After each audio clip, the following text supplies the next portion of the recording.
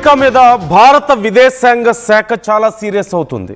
Trump బెదిరింపులకు తలొగ్గేది లేదంటూ ఒక ప్రకటనని విడుదల చేసింది.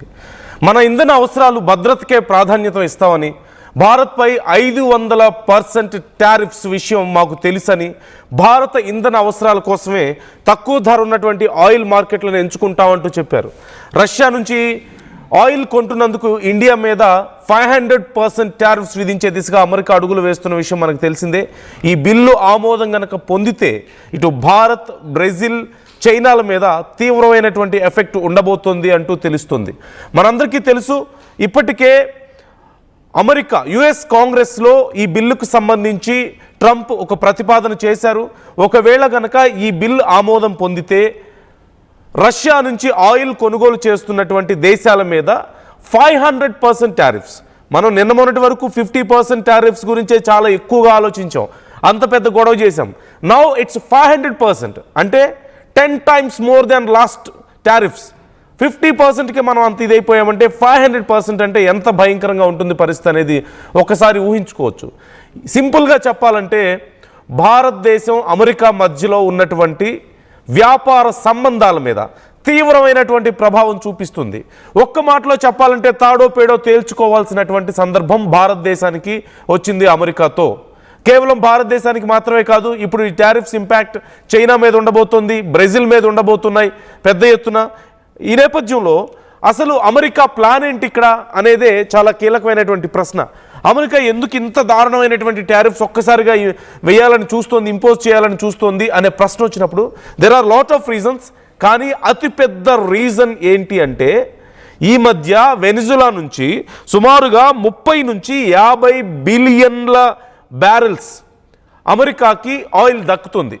అంటే వెనిజులా అధ్యక్షుడిని కిడ్నాప్ చేసిన తర్వాత అమెరికా వెనిజులాకి సంబంధించినటువంటి almost 50 billion barrels of oil ఇప్పుడు అమెరికా చేతుల్లో ఉంది. అతి త్వరలో షిప్స్లో ఆ ఆయిల్ అంతా అమెరికాకి రీచ్ అవ్వబోతుంది. ఇప్పుడు ఆ ఆయిల్ని ఏం చేస్తారు అంటే అమెరికాని యూజ్ చేసుకుంటుంది, దాంతో మేము బిజినెస్ చేస్తాం, ఆ డబ్బులు అమెరికా ప్రజల కోసం నేను ఖర్చు పెడతాను అంటుంది. అంటే ఎలా ఉంది ఇక్కడ, సొమ్ము ఒకటిది సోకు ఒకటిది అన్నట్టు లేదా పరిస్థితి. ఆయిల్ ఏమో వెనిజులాదా, వాళ్ళ అధ్యక్షుడిని కిడ్నాప్ చేసి వాళ్ళ ఆయిల్ అంతా తెచ్చుకొని అమెరికా దాంతో బిజినెస్ చేసి ఆ డబ్బుల్ని అమెరికా ప్రజల కోసం ఖర్చు పెడుతుందట. సొమ్ము ఒకరిది సోకు ఒకరిది.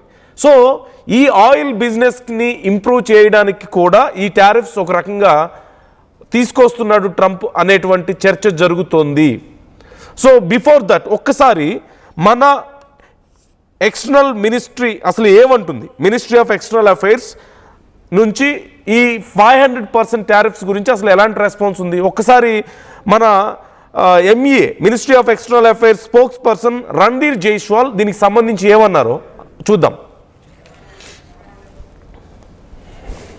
बात कर रहे हैं, जो प्रस्तावित बिल है उसके बारे में हमको ज्ञान है और इन मसलों को और इस बिल को हम लोग बड़े ध्यान से जो भी उनके साथ जो गतिविधियां हो रही है उस पर हम ध्यान अपना केंद्रित किए हुए हैं. साथ ही साथ मैं आपको बताना चाहूँगा कि जहाँ तक ऊर्जा स्रोतों का सवाल है उससे आप भली भांति वाकिफ़ है कि हमारा क्या रवैया है, क्या हमारा अप्रोच है. इस संदर्भ में जैसा कि आप जानते हैं कि हमारी जो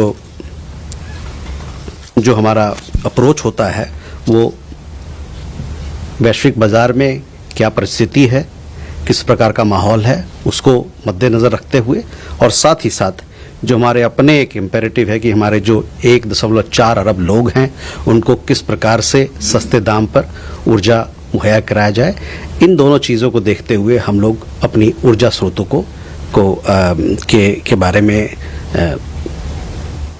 में हमारी अपनी स्ट्रेटजी और नीति को तय करते हैं. जो जिस बिल की आप बात कर रहे हैं, जो प्रस्तावित बिल है उसके बारे में हमको ज्ञान है और ఇక్కడ సింపుల్గా ఒక విషయం మనం మాట్లాడుకోవాలి. ఇప్పుడు మోదీ నాయకత్వానికి ఇది అతిపెద్ద పరీక్ష. భారతదేశాన్ని విశ్వగురువుగా నేను చేస్తున్నానని చెప్తున్నటువంటి మోదీ నాయకత్వానికి, మోదీ ఉన్నాడు మాకు అని ఫీల్ అవుతున్నటువంటి భారతీయులందరికీ, భారత ప్రధాని నాయకత్వానికి ఇది అతిపెద్ద పరీక్ష. ఇప్పుడు అమెరికాతో మనం ఎలా డీల్ చేస్తాం అనేదే చాలా కీలకమైన విషయం. సో దూరంగా ఉండి మనల్ని బెదిరించారు, లేదు మన మీద రాళ్ళు వేశారు, అప్పుడు సైలెంట్గా ఉన్నాం, బెదిరించినప్పుడు సైలెంట్గా ఉన్నాం, టారిఫ్స్ గురించి 50% టారిఫ్స్ వేసినప్పుడు సైలెంట్గా ఉన్నాం. కానీ ఇప్పుడు 500% టారిఫ్స్ వేస్తున్నారు వితౌట్ ఎనీ డిస్కషన్స్. ఇప్పటి వరకు ఏం చర్చలు జరగకుండానే వన్ సైడెడ్గా 500% టారిఫ్స్ వేస్తున్నారు. ఇది క్లియర్గా domination, A power domination from US. అన్ని దేశాలలాగానే భారతదేశం మీద కూడా ఇది ఎప్పటి నుంచో కనిపిస్తుంది. ఇప్పుడు స్థాయి చాలా పెరిగిపోయింది. Now it's time for India ఏదో ఒకటి చేయాల్సిన పరిస్థితి ఉంది. మోదీ ఇక రెస్పాండ్ అవ్వక తప్పని పరిస్థితి వచ్చింది. మోదీ ఈ విషయంలో ఏం చేస్తారు? ఇండియా ఈ విషయంలో చైనాతో ఎస్ మీరు ఎంతైనా చేసుకోండి, మీరు ఏమైనా చేసుకోండి, మేము మాత్రం తగ్గేదేలా అంటారా? లేదంటే లేదు మేము మీకు తలంచుతామని చెప్పేసి ఇండియా తలంచుతుందని మీరు అనుకుంటున్నారా? మోదీ తలంచుతారా? ఈ విషయంలో ఏం చేసే అవకాశం ఉంది? మీ అభిప్రాయాలను మాతో పంచుకోండి, కామెంట్ చేయండి. So Indian external affairs minister spokes person చాలా క్లియర్గా చెప్తున్నారు, రణ్ధీర్ జైస్వాల్. ఇండియా ఈ విషయంలో చాలా క్లియర్గా అబ్జర్వ్ చేస్తుంది. ఏం జరుగుతుందో మేము చూస్తాం. 1.4 బిలియన్ ఇండియన్ పీపుల్స్ ఇంట్రెస్టే మాకు ఇంపార్టెంట్, వేరే ఆల్టర్నేట్స్ ఏమున్నాయో మేము చూస్తున్నాం, అబ్జర్వ్ చేస్తున్నాం మార్కెట్ని అని చెప్తున్నారు. But there is no clarity. India ఎలాంటి స్టాండ్ తీసుకుంటుంది అనేది ఇప్పటి వరకు క్లారిటీ లేదు. అండ్ ఇట్స్ వెరీ క్లియర్, ఇప్పటి వరకు మనం యూఎస్కి అగెయిన్స్ట్గా పెద్దగా స్టాండ్ తీసుకుంది లేదు. వీఆర్ మెయింటైనింగ్ సమ్ సైలెన్స్, అంతే. We are maintaining our silence. అది అవతలి వాళ్ళకి మన చేతగానితనంగా వీక్నెస్గా కనిపిస్తోంది. But still we are just keeping quiet. ఇప్పుడు కూడా ఒకవేళ మనం సైలెన్స్ని మెయింటైన్ చేస్తామా, లేకపోతే వాళ్ళకి తలొగ్గుతామా, లేకపోతే వాళ్ళ మీద తిరిగి మనం వాయిస్ రైజ్ చేయాల్సిన సందర్భం వచ్చిందా? మోదీ నాయకత్వానికి ఇది అతిపెద్ద పరీక్ష. సో ఈ విషయంలో మీ అభిప్రాయం ఏంటి?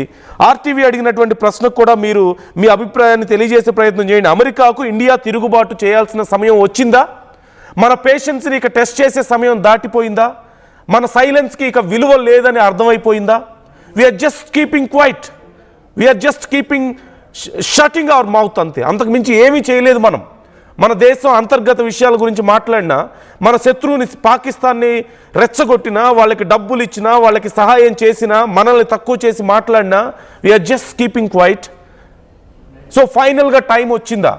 ఇండియా తిరిగి మాట్లాడాల్సిన అవసరం వచ్చిందా? ఇక ఇప్పుడు కూడా మాట్లాడకపోతే ఇంకెప్పుడు మనం మాట్లాడతాం? ఇంకెప్పుడు మోదీ ఈ విషయంలో ఒక స్టాండ్ తీసుకుంటారు? ఇప్పటి వరకు there is no stand, we're just keeping quiet. ఇక దానికి సమయం లేదు, దానికి విలువ లేదు. So try to comment your opinions. మీ అభిప్రాయాలను షేర్ చేసుకునే ప్రయత్నం చేయండి. మరోవైపు ఇప్పటికే యుఎస్ అంబాసిడర్గా ఇక్కడ బాధ్యతలు చేపట్టబోతున్నటువంటి సెర్గియో గోర్ కూడా దీనికి సంబంధించి రెస్పాండ్ అయ్యారు. It's very clear, America stand is very clear that ఆయన ఏం చెప్తున్నారు? Ending India Russia oil trade is our top priority అని చెప్తున్నారు. ఇండియా ఇంపోర్ట్స్ని ఆపివేయడమే రష్యా నుంచి వాళ్ళ టాప్ ప్రయారిటీ అని చెప్తున్నారు. ఇప్పటికీ ఆయన బాధ్యత కూడా తీసుకోలేదు. సెర్జియో గోర్ ఇప్పటికీ బాధ్యతలు కూడా తీసుకోలేదు.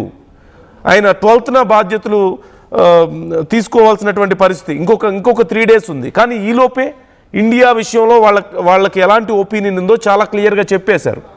So ending India Russian oil trade is their top priority. So what is now? ఇంకెంతకాలం మనం సైలెంట్గా ఉండాలి? మన నాయకుడు మనల్ని విశ్వగురువుగా నిలబెడుతున్నాడని చెప్పుకున్న నాయకుడు ఎందుకని ఇంకెంతకాలం సైలెంట్గా ఉంటారు? Of course there are lot of things to think. అవతలి వాళ్ళు పిచ్చి పట్టినట్లు బిహేవ్ చేస్తుంటే మనం వెంటనే దానికి రెస్పాండ్ అయిపోయి మనం పిచ్చి పట్టినట్లుగా మనం కూడా దానికి అలాగే రియాక్ట్ అవ్వాల్సిన అవసరం లేదు. I agree. But how long మన మంచితనం చేతగానితనంగా మారిపోతుంది, మన సైలెన్స్ ఒక ఇన్క్యాపబిలిటీగా మారిపోతుంది. అక్కడ అలాగే కనిపిస్తోంది. అవతలి వాళ్ళు రెచ్చిపోతున్నారు మన మీద. Are we really that small? మనం అంత చిన్న దేశాలా? బ్రెజిల్ లాగా మనం అంత చిన్న దేశమా? లేకపోతే ఏదో ఇండోనేషియా లాంటి దేశాలా మనదేమన్నా? లేకపోతే ఇప్పుడు అధ్యక్షుడిని ఎత్తుకొచ్చేసారు కదా, అలాంటి ఒక చిన్న దేశమా మనం? మధురోని పట్టుకొచ్చేసారు కదా అక్కడి నుంచి. సో అంత చిన్న దేశాలా మనం? కాదు కదా. We're one of the strongest nation కదా. 1.4 బిలియన్ పీపుల్ మన దగ్గర ఉన్నారు కదా. ప్రపంచంలోనే అత్యంత గొప్ప మార్కెట్ కలిగినటువంటి దేశం కదా. ప్రపంచంలో ఉన్న గొప్ప కంపెనీలన్నీ మన దేశంలోకి వచ్చి బిజినెస్ పెట్టడానికి రెడీగా ఉన్నాయి కదా, పెడుతున్నాయి కదా. Even US is taking lot of advantage కదా మన దగ్గరికి ఎక్స్పోర్ట్స్ చేసుకుంటూ.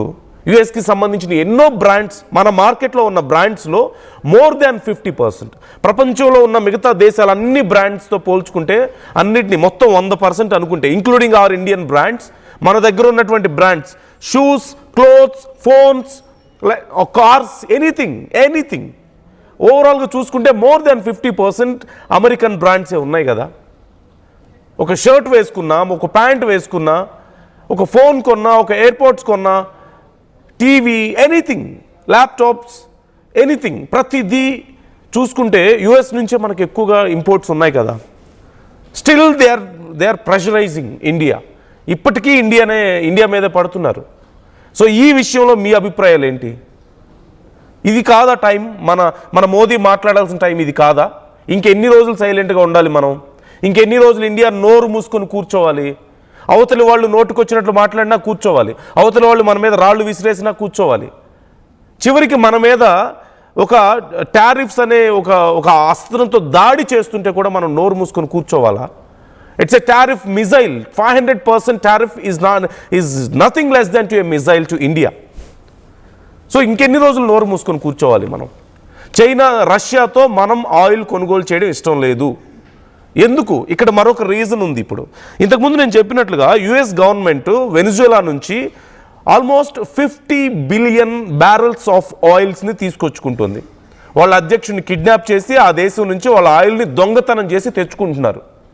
వాళ్ళ మీద దౌర్జన్యం చేసి తెచ్చుకుంటున్నారు 50 billion barrels of oil. So ఇప్పుడు అదంతా ఏం చేయాలి? యుఎస్లో దాచిపెట్టుకుంటే ఉపయోగం లేదు. They wanted to do business with that. సొమ్మొకటిది, సోకొకటిది. ఆయిల్ ఏమో వెనిజులాది, కానీ బిజినెస్ చేసేది అమెరికా. ఆ డబ్బుల్ని మళ్ళీ అమెరికా ప్రజల కోసం ఖర్చు పెడతారంట. How funny! ఎంత ఇది కామెడీగా ఉంది. అంటే ఏదో ఒక దేశం మీద దాడి చేసి వాళ్ళ వస్తువులు తెచ్చుకొని మనం బిజినెస్ చేసుకొని మనం బాగుపడతామా? ఆ దేశాలు మాత్రం పాడైపోతాయా? And no one talks about this. There is no one.